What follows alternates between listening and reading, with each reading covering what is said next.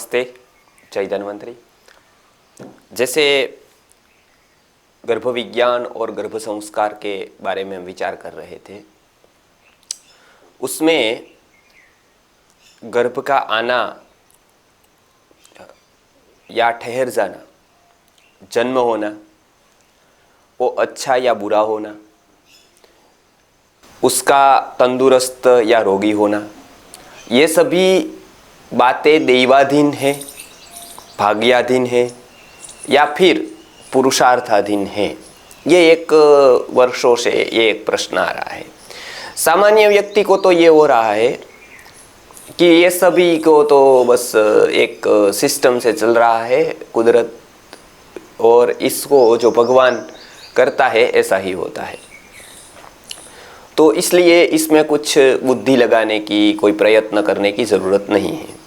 जैसे और जगह पर जैसे एक चलता रहता है सिस्टम, जैसे सो कॉल्ड हम कहते हैं उसको कि एक गतानुगतिकता, तो उस तरह से यहाँ पर भी मनुष्य में भी चलता रहता है। वो केवल गर्भ संस्कार, गर्भ विज्ञान के विषय में ये मूर्छा है। और जगह पर हम देखें तो हमको पता है कि पहले हमको एक पत्र पहुँचाना था तो 5-10 दिन लग जाते थे। यहाँ से दूसरे प्रदेशों में कोई भी हमको खबर पहुँचानी थी तो 5-10 दिन, उससे ज़्यादा भी लग सकते थे।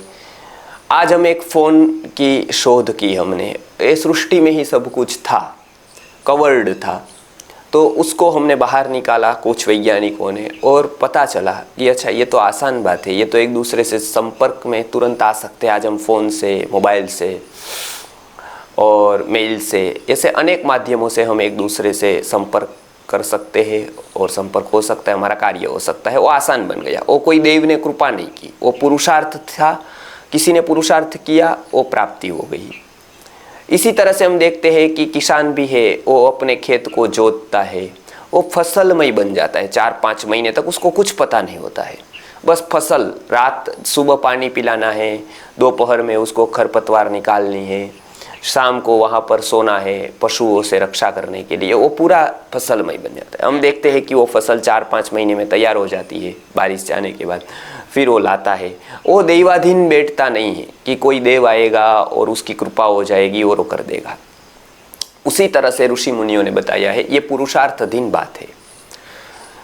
मनुष्य को प्रजा उत्तम कैसे करनी है, वो उसके सूत्र जो है, उस विज्ञान के सूत्र जो है, वो ऋषि मुनियों ने सालों की तपश्चर्या के बाद प्राप्त किए थे। वो तपश्चर्या से किए थे, इसलिए वो पुरुषार्थधीन है। वो सपने में कोई नहीं किया गया था, वो पुरुषार्थधीन बात थी। उन्होंने सालों वो सत्य को प्राप्त करने के लिए प्रयत्न किया कि किस तरह से गर्भ में जीव आता है, उसके बाद किस तरह से विकसित होता है, उसमें हम क्या कर सकते हैं, उसको विकसित करने के लिए क्या हमारा वर्तन होना चाहिए, क्या हमारा आहार होना चाहिए, क्या विहार होना चाहिए। तो यदि हम उत्तम बीज को, एक जो 4 महीने टिकने वाली फसल के लिए किसान यदि 4 महीने तक फसलमय बन जाता है और इसमें घाटा नहीं होता है उसको, क्योंकि फसल आती है तो आनंद होता है, उसको पैसा मिलता है, वो सुखी होता है। जब 4 महीने जिसकी आयुष्य है, या मानो कि उसके बाद निकलने के बाद 1 वर्ष आयुष्य है, 1 वर्ष आयुष्य के लिए वो 4 महीने तक फसलमय बन जाता है। फसल के अलावा और कुछ उसको दिखता नहीं है। वो शादी ब्याह में भी कैंसिल कर देता है जाने का, बहुत जगह पर जाना है तो औरों को लगा देता है, क्योंकि फसल पर ध्यान पूरा देता है वो, तब वो फसल आती है।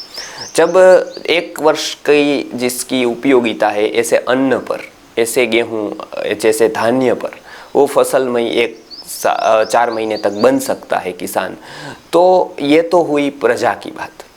जो हजारों साल टिकने वाली है परंपरा, उसको यदि उत्तम बनाना है तो कम से कम 1 साल तो व्यक्ति को, समाज के जो वर्ग है, बुद्धिमान वर्ग, उसको प्रजामय, उसको दैवी प्रजामय बनना होगा, ऐसा गुरुवर्य बताते थे। तो इसीलिए पुरुषार्थधीन होने के लिए कुछ उपाय, कुछ निर्देशन, कुछ आहार विहार, कुछ औषध उसमें भी ऋषि मुनियों ने बताए हैं, क्योंकि ये पुरुषार्थधीन बात है। जितना व्यक्ति पुरुषार्थ करेगा उत्तम संतति लाने का, उतनी ही उत्तम संतति होगी। तो किस तरह से उसका पुरुषार्थ करना है? तो संस्कृत आर्य गुरुकुलम ने, पूज्य गुरुवर्य श्री विश्वनाथ गुरुजी ने उसमें 5 आयाम दिए हैं पुरुषार्थ करने के। उसमें आहार है, विहार है, मंत्र है, औषधि है और समन्वय है। ये 5 है।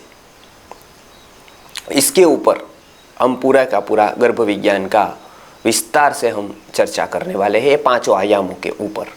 आहार, विहार, मंत्र, औषधि और समन्वय। तो ये 5 आयामों में क्या क्या बातें हैं वो हम रखेंगे और वो पूरा का पूरा वैज्ञानिक निरूपण है, क्योंकि आयुर्वेद सबसे प्राचीन विज्ञान है, विज्ञान के विरोध में नहीं है। हम मॉडर्न साइंस को ही साइंस मानते हैं, लेकिन विज्ञान शब्द ही सबसे पहले आयुर्वेद ने दिया है, उसके बाद आयुर्वेद में उसका प्रचलन बढ़ गया है।